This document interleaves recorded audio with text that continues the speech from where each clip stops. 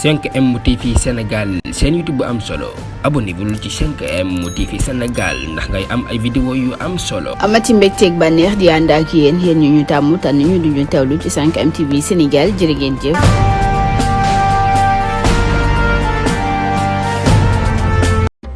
mbokk yi siifur 5M TV Sénégal dal leen nag jàmm ci xibaar niki tey jii foofee ca Mbàkke tàngoon na jër ci diggante ñi nga xam ne rek ñoo di takk der yi ak ñi nga xam ne ñoo di ndaw yi ginnaaw bi nga xam ne rek bëgg nañoo amal la nga xam ne rek moo di seen méga meeting niki suba foofee ca Mbàkke ñi nga xam ne rek ñoo di waa Pastef dajaloo foofa rek ngir indi la nga xam ne rek moo di seen matériel ngir rek mën a def la nga xam ne rek moo di ay baas ngir mën faa monter la nga xam ne rek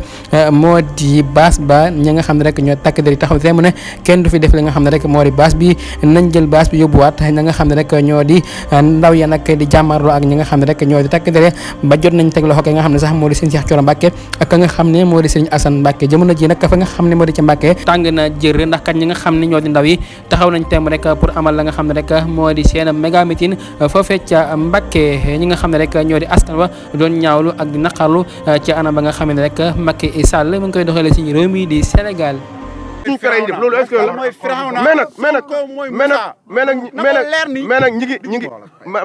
mais nag ñi ngi fexe ñi ngi APC pour bëgg jàmm mais nag jàmm ñaara koy dox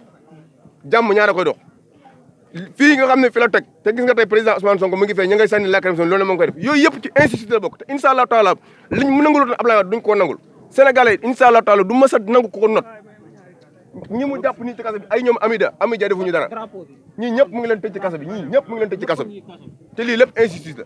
la en tout cas daal li ñuy wax Sénégal yëpp di leen wax ne incha allah taala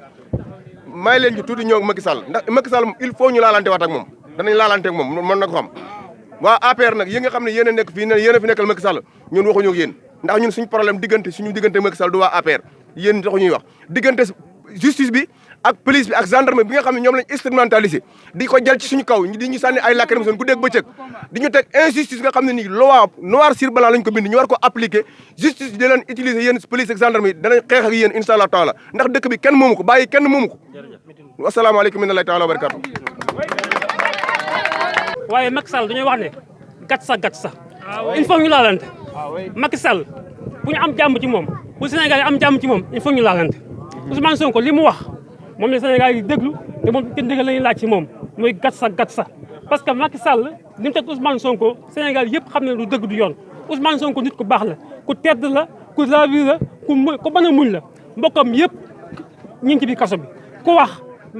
Ousmane Sonko la àndal Macky Sall du jàpp la dugal ci biir kaso bi loolu nag lañ mënta nangooti Macky Sall il faut ñu laalante ak moom il faut ñu ñaafa ak moom ba liñ bëgg ñu man ko am suñu réew mi parce que Macky Sall moomu Sénégal bàyyiwu moom ko yaayewu moom ko suñu meeting bi nag amul lenn nag loo xam ne sax